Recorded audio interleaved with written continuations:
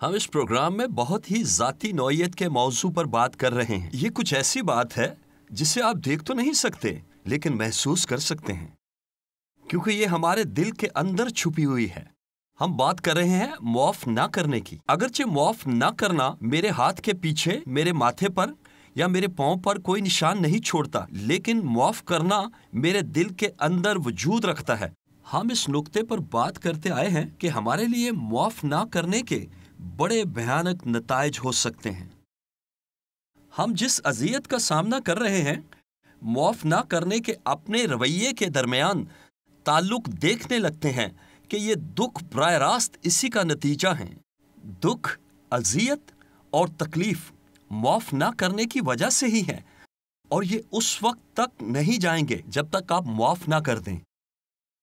اور پچھلی دفعہ میں نے ذکر کیا تھا، ترکی کے مخالف سمت میں سمندر کے بالکل درمیان اس جہاز پر نہ صرف وہ خاتون ڈاکٹر تھی، بلکہ ایک نوجوان لڑکا بھی تھا جو بطور ملاح اس بڑے جہاز میں کام کرتا تھا۔ وہ اکثر جب بھی میں پیغام دے رہا ہوتا، وہ اکثر خاموشی سے پیچھے آ کر سنتا تھا۔ پیغام سننے کے لیے وہ کسی چیز کے پیچھے چھپ جاتا۔ میں اس جہاز پر لوگوں کو بائبل کے بارے میں سکھاتا۔ وہ چھپتا کیوں تھا؟ لیکن میں نے کچھ موقعوں پر اسے نوٹ کیا۔ میں نے اندازہ لگایا کہ شاید وہ سوچتا تھا کہ یہ میرے لیے نہیں ہے۔ وہ عملے کے لوگوں میں سے گزرتا ہوا میرے پاس آیا اور کہا، میں نے بائبل میں سے ایسی باتیں کبھی نہیں سنی، یہ بڑی دلچسپ بات ہے۔ اس نے کہا، کیا ہم بات کر سکتے ہیں؟ میں نے کہا، یقیناً۔ نہیں، میرا مطلب ہے صرف میں اور آپ۔ یقیناً نہیں، میرا مطلب ہے جب کوئی اور نہ ہو جو ہمیں سن سکے۔ میں نے کہا، بالکل، لیکن آپ کہاں جانا چاہو گے؟ اس نے کہا، آپ میرے ساتھ کیوں نہیں آتے؟ میں نے کہا، کہاں؟ اس نے کہا، وہاں اوپر۔ مجھے یاد ہے میرا منہ خشک ہو گیا۔ آپ چاہتے ہو کہ میں وہاں اوپر چلوں، جہاز کے سب سے اوپر والے حصے میں؟ جی ہاں۔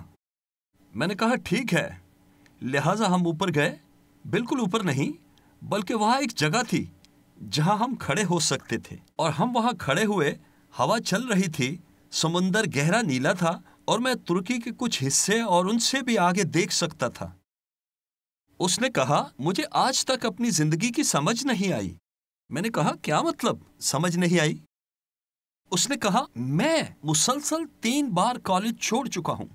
میں اسکول میں اچھا طالب علم تھا اور اکثر A گریڈ لیتا تھا، چند ایک بار B بھی، اور اب حالات ایسے ہو گئے ہیں کہ میں کالج سے 3 بار نکالا جا چکا ہوں۔ میں ڈھنگ سے نوکری بھی نہیں کر پاتا۔ مجھے نوکری ملی اور 2 ہفتوں بعد انہوں نے مجھے نکال دیا کیونکہ میں نے گڑبڑ کر دی۔ واقعی؟ اس نے کہا، میرے والدین میرے بارے میں پریشان ہیں کیونکہ انہیں بھی سمجھ نہیں آتی۔ آپ سمجھے کہ نہیں؟ اس نے مجھ سے پوچھا۔ ہاں، میں سمجھ گیا۔ کیا آپ جانتے ہیں ایسا کیوں ہے؟ ہو سکتا ہے میری مدد کر پائیں۔ یقیناً۔ تو آپ کے والد نے کس طرح آپ کو دکھ دیا؟ کیا؟ میں تو اپنے کالج اور نوکری کے بارے میں بات کرنا چاہتا ہوں۔ میں نے کہا، ٹھیک ہے، 1 منٹ، لیکن آپ کے والد نے کس طرح آپ کو دکھ دیا؟ اس نے کہا، میرے والد ایک بہت بڑے بزنس مین ہیں اور وہ ہمیشہ اتنے مصروف ہوتے ہیں کہ ان کے پاس میرے لیے وقت نہیں ہوتا۔ اس نے کہا، آپ کو معلوم ہے، میں اسکول میں ہر طرح کے کھیلوں میں حصہ لیتا تھا۔ میرے والد کبھی بھی کسی کھیل کو دیکھنے نہیں آئے۔ انہوں نے کبھی نہیں پوچھا زندگی کیسی گزر رہی ہے۔ وہ ہمیشہ مجھے بتاتے کہ کیا کرنا ہے، لیکن میری ساری زندگی میں ایک بار بھی انہوں نے نہیں کہا، بیٹا، سچ مچ مجھے تم سے محبت ہے، مجھے تم پر فخر ہے۔ اوہو، وہ ہر طرف سے زخمی تھا۔ میں نے کہا، میں سوچ رہا ہوں کہ کیا کبھی آپ کے ذہن میں نہیں آیا کہ آپ اپنے باپ کو معاف کر دو؟ نہیں، میں اپنے باپ کو معاف نہیں کروں گا کیونکہ وہ معافی کا حقدار ہی نہیں۔ میں نے کہا، بالکل صحیح کہہ رہے ہو۔ واقعی وہ معافی کے حقدار نہیں، بلکہ ہم میں سے کوئی بھی معافی کا حقدار نہیں۔ کیا آپ نے کبھی کسی کو دکھ دیا؟ ہاں۔ کیا آپ نے جو کیا اس کے لیے معافی کے حقدار ہو؟ کامل تو کوئی بھی نہیں، اسی طرح آپ کے والد بھی کامل نہیں۔ اس کا تعلق اس سے نہیں کہ ہم معافی کے لائق ہیں یا نہیں، بلکہ جب ہم کسی کو کوئی تحفہ دینا چاہتے ہیں، ایسا تحفہ جس کا وہ مستحق نہیں، تو یہ تحفہ معاف کر دینا ہے۔ میں نے کہا، آپ کے والد کا اپنے باپ کے ساتھ رشتہ کیسا تھا؟ اوہ، ان کا باپ ایک خطرناک شرابی تھا، وہ انہیں مارتا پیٹتا تھا، بہت بھیانک تھا۔ تو ہو سکتا ہے آپ کے والد کی خواہش ہو کہ جانے کے باپ کیسے ہوتے ہیں۔ شاید ہو سکتا ہے وہ سڑکوں پر وقت گزارتا ہو کیونکہ اسے نہیں معلوم کہ گھر پر وقت گزارنا کیا ہوتا ہے۔ ہو سکتا ہے انہیں یہ بہت برا محسوس ہوتا ہو کیونکہ وہ آپ کے قریب آنا چاہتے ہیں لیکن نہ جانتے ہوں کہ کیا کریں۔ ہو سکتا ہے کبھی کبھار جب وہ گھر آتے ہوں تو دفتر میں حالات خراب ہوں اور گھر آتے ہوئے راہداری میں گاڑی داخل کرنے سے پہلے وہ دفتر کی مشکلات کو گھر سے باہر چھوڑ کر آنا بھول جاتے ہوں اور پھر ان کا سارا غصہ آپ پر نکلتا ہو، حالانکہ اس معاملے میں آپ کا کوئی قصور نہیں۔ بیٹے کی آنکھیں آنسوؤں سے بھرنے لگیں اور اس نے اپنے باپ کے لیے شفقت اور پیار محسوس کیا اور اس کا دل باپ کے لیے کھلنا شروع ہوا۔ آپ کو یاد ہے یسوع نے کیا کہا؟ آپ کو اپنا دل کھولنے کی ضرورت ہے اور جس شخص نے آپ کو دکھ دیا اس پر رحم کرنے کی ضرورت ہے۔ خیر، اس نے اپنے والد سے خفگی کی اس لمبی فہرست کو معاف کر دیا، تمام تر باتوں کو، اور میں نے اسے بتایا کہ اپنے باپ سے کیا کہے، اور میں نے کہا تم کچھ عرصے کے بعد مجھ سے رابطہ کرنا اور مجھے بتانا کہ تمہارا کالج کیسے جا رہا ہے۔ اس نے رابطہ کیا اور کہا اب میں ایک نیا شخص ہوں، میں نہیں جانتا کہ کیا ہوا۔ آپ نے تو کالج کے بارے میں بات بھی نہیں کی تھی، اب کالج سے نکالا نہیں گیا اور اب بھی نہیں بلکہ اے گریڈ لیتا ہوں، میں اپنی نئی ملازمت کر رہا ہوں اور میرے والدین حیران ہیں کہ یہ کیا معجزہ ہو گیا ہے۔ واہ! آپ نے دیکھا اس نے کبھی اپنی مشکلات، کالج اور ملازمت کے مسائل اور اپنے باپ کو نہ معاف کرنے کے رویے کے درمیان تعلق کو دیکھا ہی نہیں تھا۔ لیکن آپ کو یاد ہے کہ پچھلے پروگرام میں متی کی انجیل کے 18ویں باب میں یسوع نے ہمیں کیا سکھایا کہ اگر تم اپنے قصوروار کو معاف نہیں کرو گے تو میرا آسمانی باپ تمہیں دکھ اٹھانے کے لیے حوالے کر دے گا جب تک تم اپنے بھائی کو معاف نہیں کر دیتے ان سب باتوں کے لیے جو اس نے تمہارے خلاف کہیں جنہوں نے تمہیں زخمی کیا۔ اور پھر اس طرح وہ اذیت ختم ہو جاتی، تمام ہو جاتی، یہ جاری نہیں رہتی، اس کا خاتمہ ہو جاتا ہے، کیونکہ یہ صرف اس لیے تھی کہ آپ کو معافی تک لے جائے، اور جب آپ نے معاف کیا تو مقصد پورا ہو گیا۔ یہ سزا نہیں، تربیت کے لیے سرزنش ہے، کیونکہ خدا ہم سے محبت کرتا ہے اور وہ نہیں چاہتا کہ ہم اس انفیکشن کے ساتھ زندگی گزاریں جو ہماری زندگی کی ہر چیز کو بدل ڈالتا ہے۔ لہٰذا میں جاننا چاہتا تھا کہ اس لفظ اذیت اور تکلیف کا کیا مطلب ہے۔ متی کی انجیل کے 18ویں باب میں جب یسوع کہتا ہے کہ اس کا مالک خفا ہوا اور اس کو جلادوں کے حوالے کر دیا جب تک کہ وہ تمام قرض ادا نہ کر دے، اگر تم میں سے ہر ایک اپنے بھائی کے قصوروں کو دل سے معاف نہ کرے، میرا آسمانی باپ بھی تمہارے ساتھ ایسا ہی کرے گا۔ میں سمجھنا چاہتا ہوں کہ یسوع کا اس بات سے کیا مطلب ہے، کیونکہ جب میں نے اسے پہلی دفعہ سمجھا تو میں اس بات سے خوف زدہ ہو گیا تھا۔ میں نے اسے کسی کتاب میں نہیں پڑھا تھا، نہ کسی کو اس پر پیغام دیتے سنا تھا۔ شاید میں اس لیے بھی خوف زدہ تھا کیونکہ میں اپنی زندگی میں اذیت کی مختلف شکلوں کا سامنا کر رہا تھا، کچھ بار والدین اور اولاد کے درمیان، یا مالی طور پر، یا دوسری چیزوں میں۔ لہٰذا میں نے اس یونانی لفظ کی تلاش کی جو اس اسم جلادوں کے پیچھے تھا، لہٰذا جس لفظ سے اسے عکس کیا گیا وہ ہے اذیت دیا جانا، اور یونانی میں یہ لفظ ہے باسٹیناڈو۔ میں نے اسے نئے عہد نامے کی ہر ایک کتاب میں جہاں جہاں استعمال ہوا تلاش کیا، میں نے اسے غور سے پڑھا تاکہ معلوم کر سکوں کہ اس کا اصل مطلب کیا ہے۔ آپ کو یاد ہوگا کہ ایک صوبیدار جس کا ایک نوکر تھا اور اس نے کہا کہ وہ نہایت تکلیف میں ہے، کیا مہربانی سے آپ آئیں گے؟ یسوع مہربانی سے آ کر انہیں شفا دیں۔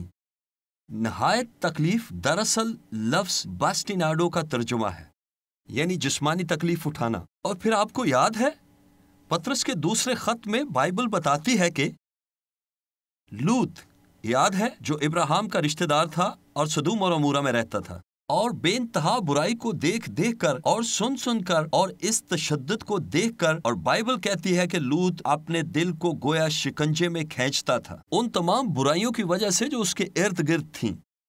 خیر یہ جذباتی اذیت ہے، باسٹیناڈو۔ پھر بائبل میں ایک عورت کا ذکر ہے جو درد ذے میں ہے، درد باسٹیناڈو، اور مکاشفہ میں شیطان اور جھوٹے نبی اور مخالف مسیح کے بارے میں لکھا ہے کہ انہیں آگ کی جھیل میں ڈالا گیا تاکہ ہمیشہ کے لیے عذاب میں رہیں، باسٹیناڈو۔ او میرے خدایا، اسی لیے یہ لفظ ایک بڑا لفظ ہے۔ یہ کوئی بھی ایسی چھوٹی سی چیز ہے جو اذیت پیدا کرتی ہے۔ آپ کو معلوم ہے کہ خدا شروع میں ہی آپ پر بڑی باسٹیناڈو نہیں بھیجتا۔ کیوں؟ کیونکہ وہ چاہتا ہے کہ آپ معاف کرنے میں جلدی کریں، اور اگر تھوڑے سے کام چل جائے، کیونکہ شروع میں وہ ہمیں وقت دیتا ہے، وہ ایسا کرتا ہے، وہ کہتا ہے تم کیوں معاف نہیں کر دیتے؟ شاید آپ کو احساس جرم دیا جاتا ہے، کبھی آپ چرچ میں ہو اور پاسٹر اچانک کسی واقعے کے متعلق بات کرتا ہے کہ کوئی جذباتی طور پر زخمی ہو تو اسے معاف کر دینا چاہیے، اور پھر وہ اپنے پیغام کی طرف آ جاتا ہے، اور آپ سوچنے لگتے ہیں اوہ خدایا، اسے کیسے معلوم ہے؟ کیونکہ خدا آپ سے کہنے جا رہا ہے جلدی کرو۔ آپ نے دیکھا خدا آپ کو موقع دیتا ہے۔ مجھے یاد ہے میری زندگی میں کئی بار ایسا ہوا، 3 مختلف موقعوں پر مجھے بہت گہرا دکھ ملا، اور ایک تو اس قدر شدید تھا کہ میں اس سے برداشت نہیں کر پا رہا تھا، اور میں نے خدا سے کہا میں معاف کر دوں گا، لیکن کیا تو مجھے تھوڑا وقت دے گا کہ میں اپنے جذبات کو سنبھال سکوں؟ بجائے اس کے میں بے دلی سے معاف کروں، میں چاہتا ہوں پورے دل سے معاف کر سکوں۔ میں نے یہ دعا کی، لیکن صاف ظاہر ہے کہ خدا کی ترجیح یہ تھی کہ اسی وقت معاف کروں، لیکن خدا پرفضل خدا ہے، وہ مجھے جانتا ہے اور میں اس سے جانتا ہوں۔ اس کا جواب تھا ٹھیک ہے، تمہارے پاس 1 ہفتہ ہے۔ اگر آپ بچے ہیں اور آپ کے والدین تکلیف دینے والے ہوں، کئی ایسے ہیں جو اپنے قریبی رشتہ داروں کے ہاتھوں جنسی استحصال کا شکار ہوتے ہیں، اپنے قریبی رشتہ داروں کے ہاتھوں۔ میں نے ایسے بہت سے لوگوں کی مدد کی ہے، یہ بہت تکلیف دہ ہے۔ خدا نہیں چاہتا بچوں کو دکھوں کے حوالے کرنا، لیکن ایک بچہ ان باتوں کو سمجھ نہیں سکتا، لہذا خدا اسے فضل دیتا ہے، اور بچہ جب بڑا ہوتا ہے تو خدا اس کے دل پر ضرب لگانا شروع کر دیتا ہے کہ تمہیں اس شخص کو معاف کرنا چاہیے۔ جب آپ بچے تھے تو جو ہوا اس کے لیے آپ کو معاف کرنے کی ضرورت ہے، اور پھر خدا کسی ایسے شخص کو اس کے پاس لاتا ہے جو انہیں بتاتا ہے کہ انہوں نے کیا کیا۔ لیکن اگر وہ شخص جو شاید اپنی اوائل عمری میں ہے، 20 برس کے قریب ہے، اور اس کو معلوم ہے کہ اسے معاف کرنا چاہیے اور وہ نہیں کرتا، تب خدا کہتا ہے ٹھیک ہے، اب تمہارا فضل کا وقت ختم ہو گیا، جو درست ہے تم نے اپنی مرضی سے اس کے خلاف بغاوت کرنے کا انتخاب کیا۔ وہ آدمی معاف کیے جانے کے لائق نہیں۔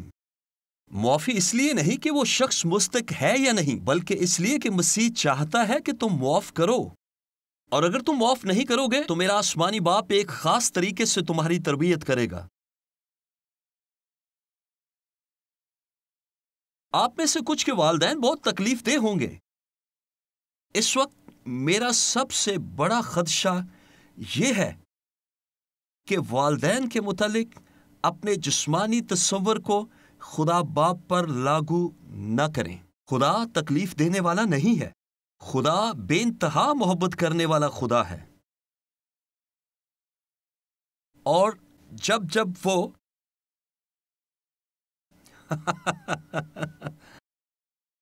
جب میں بڑا ہو رہا تھا، ہم 6 بچے تھے، یعنی بہت سے بچے تھے، اور ہم سب ایک چھوٹے کمرے میں ایک میز پر بیٹھ کر کھانا کھاتے تھے، اور آپ سوچ سکتے ہیں کہ جہاں 6 بچے ہوں وہاں بہت کچھ ہوتا ہے، اور کبھی کبھی آپ گڑبڑ بھی کر جاتے ہیں، اور آپ میز پر گڑبڑ کر جاتے تھے کیونکہ ہم سب بڑے ہو رہے تھے۔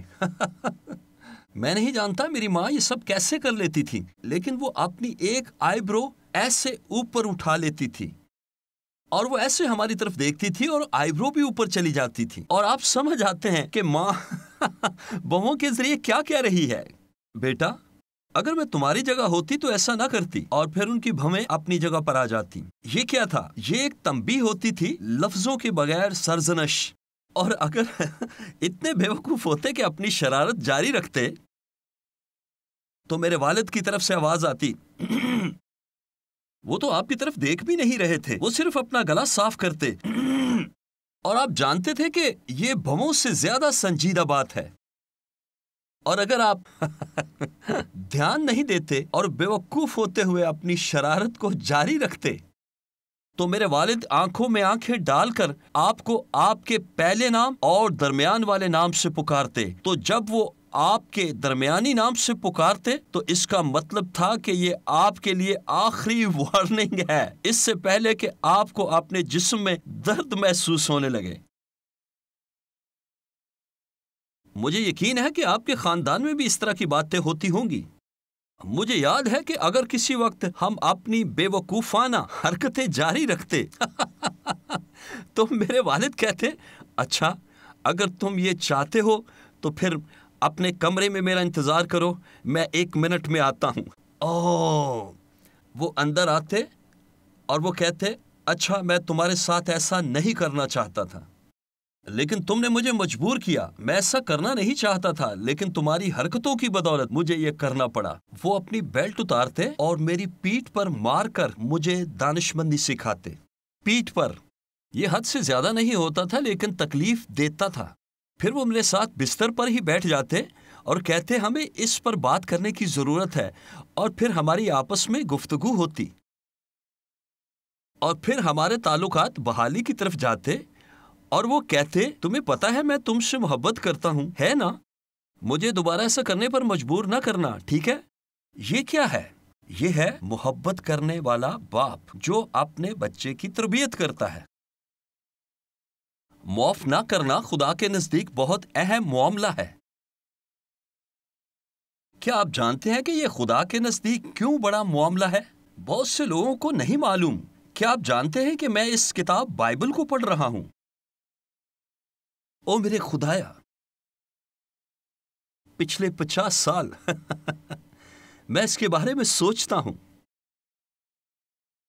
میں اس کے بارے میں سوچتا ہوں 50 سال میں ایک چیز جو میں نے دریافت کی کہ کچھ گناہ ایسے ہیں جن سے خدا بے حد نفرت کرتا ہے۔ تمام گناہ برابر کے گناہ ہیں، مگر تمام گناہ برابر کے نفرت انگیز نہیں ہیں۔ فرض کیا میری بیوی نئے ہیئر سٹائل کے ساتھ دروازے سے اندر آتی ہے جو مجھے کچھ زیادہ پسند نہیں آتا، اور کہتی ہے، میرا یہ ہیئر سٹائل کیسا لگا؟ اب میں اسے یہ تو نہیں کہہ سکتا کہ مجھے یہ بالکل پسند نہیں آیا، تم نے یہ سٹائل کیوں بنایا، تم بالکل پاگل عورت ہو۔ میں ایسا کبھی نہیں کروں گا، میں نے کبھی بھی اس انداز میں اپنی بیوی سے بات نہیں کی، لیکن کیوں؟ میں ایسا کیوں کروں گا؟ یہ کوئی اچھی بات نہیں ہے۔ پھر میں اس سے کیا کہوں گا؟ میں اس سے فوراً کہوں گا، لگتا ہے کہ تمہیں اپنا یہ ہیئر سٹائل بہت پسند ہے، یہ سچ ہے۔ کیا یہ ایک سفید جھوٹ ہے؟ لیکن کیا یہ ایسا ہی ہے جیسے چوری کرنا؟ نہیں۔ کیا یہ ایسے ہی ہے جیسے زنا کاری کرنا؟ نہیں۔ کیا یہ ایسے ہی ہے جیسے کسی کو قتل کرنا؟ نہیں۔ یہ سب گناہ ہیں، جی ہاں، لیکن کیا یہ سب ایک جیسے نفرت انگیز ہیں؟ نہیں۔ کچھ لوگ سمجھ نہیں پاتے۔ خدا پرانے عہد نامے کے نبی سے بات کرتے ہوئے کہتا ہے، یہاں آ، میں تجھے اپنی ہیکل کے اندر کچھ دکھانا چاہتا ہوں، اور کہا، دیکھ یہ کس قدر مکروہ ہے۔ پھر وہ نبی سے کہتا ہے، میرے ساتھ ادھر آ، میں تجھے اس سے بھی زیادہ مکروہ چیز دکھاتا ہوں۔ اور نبی نے وہ دیکھا اور وہ کہتا ہے، میرے ساتھ آ اور ادھر دیکھ، اور تو نے کیا دیکھا؟ یہاں اس سے بھی زیادہ مکروہ چیز ہے۔ اس سے ثابت ہوتا ہے کہ خدا کے ذہن میں تمام گناہ ایک برابر نفرت انگیز نہیں ہیں۔ جب آپ شروع سے آخر تک خدا کے کلام کا مطالعہ کرتے ہیں اور کہتے ہیں خدا کے نزدیک کون سا گناہ زیادہ نفرت انگیز ہے، تو ان میں سے ایک ہے معاف نہ کرنا، اور دوسرا زنا کاری ہے، کیونکہ خدا کہتا ہے کہ جس نے یہ کام کیا ہے ऐसे शख्स से मैं खुद इंतकाम लूंगा जिसने ये किया है।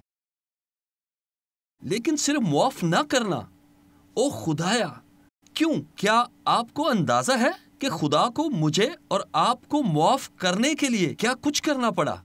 मैं चाहता हूं आप थोड़ा और गहराई से सोचें, क्योंकि मैंने ऐसा किया। मैं सोचता हूं कि खुदा इस मामले में इतना सख्त क्यों है और ये उसके नजदीक इस कदर अहम क्यों है।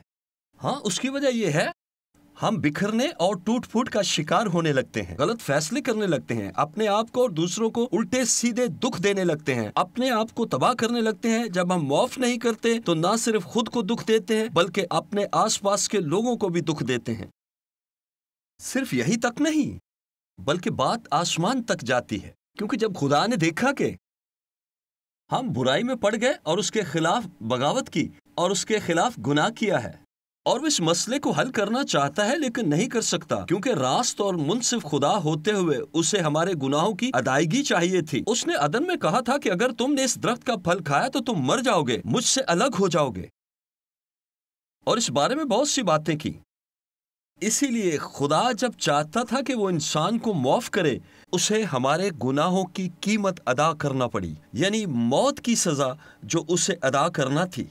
और ये उस वक्त हुआ जब उसने यीशु मसीह को आसमान से नीचे जमीन पर भेजा ताकि वो हमारे गुनाहों के बदले मौत की सजा सहे, हमारे गुनाहों के बदले।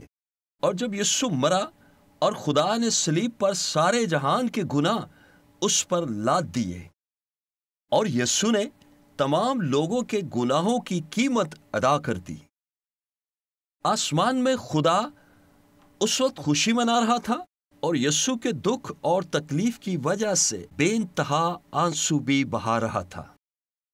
मुझे और आपको माफ करने के इस हिस्से में खुदा को हद से ज्यादा शख्सी दुख में से गुजरना पड़ा ताकि मुझे और आपको माफी मिल सके। अब मैं उस तमसील की तरफ वापस आता हूँ। एक मुख्तलिफ अंदाज से, मुख्तलिफ जाविये से यीशु ने ये जवाब नहीं दिया था, बल्कि जो कुछ उसने किया उसका एक अमली नमूना था, क्योंकि हमें मुआफ करने के लिए उसे इन सब बातों में से गुजरना जरूर था। और फिर जब कोई हमें तकलीफ देता है और हम मुआफ नहीं करते, वो कहता है खुदा के लिए मुआफ कर दो। अगर मैं तुझे मुआफ कर सकता हूं तो तू भी मुआफ कर सकता है, और अगर तू मुआफ नहीं करेगा तो मैं तेरी तरबियत करूंगा जब तक तू मुआफ ना करे। जैसे जैसे वक्त गुजरता जाएगा ये सख्त होती जाएगी। मैंने दुनिया के तकरीबन 60 मुल्कों में सफर किया है और हर तरह के लोगों से मिला हूं, और अक्सर मेरी मुलाकात रहनुमाओं या मुल्क के सदूर या कारोबारी लोगों से या शादीशुदा जोड़ों से या ऐसे लोगों से होती है जो एक दूसरे की तरफ से दुख उठा रहे होते हैं, और बहुत दफा इसका ताल्लुक माफ ना करने से होता है। और फिर मैं वो इस्तेमाल करता हूँ जिसे मैं मुआफ ना करने की तस्दीक करने का तरीका कहता हूँ, ताकि यकीन हो जाए कि यही इनके मसले की जड़ है, क्योंकि वो ऐसे दुखों में से गुजर रहे हैं। मैं जानना चाहता हूँ कि क्या ये वाकई मुआफ ना करने से मुंसलिक हैं, क्योंकि तमाम दुख मुआफ ना करने की वजह से नहीं। गौर से सुने, तमाम दुखों का सबब मुआफ ना करना ही नहीं, लेकिन अक्सरियत ऐसे ही लोगों की है। लिहाजा मैं लोगों से कहूंगा कि आपने किस हद तक अपनी जिंदगी में दुखों का तजुर्बा किया या कर रहे हैं। ये एक बहुत ही गैर मुतवक्को सवाल है। जब उस जहाज पर मैं उस डॉक्टर के साथ था, मैंने जब ये बात की तो उसके बाद उसने नजरें हटा ली और कहा, मैंने इस बारे में इस तरह कभी नहीं सोचा था, लेकिन हाँ, जब आप ये सवाल पूछते हैं तो खुदा उस शख्स को तैयार करता है कि इस सवाल का जवाब दे, क्योंकि वो चाहता है कि आप उनकी मदद करें। और आज तक हर शख्स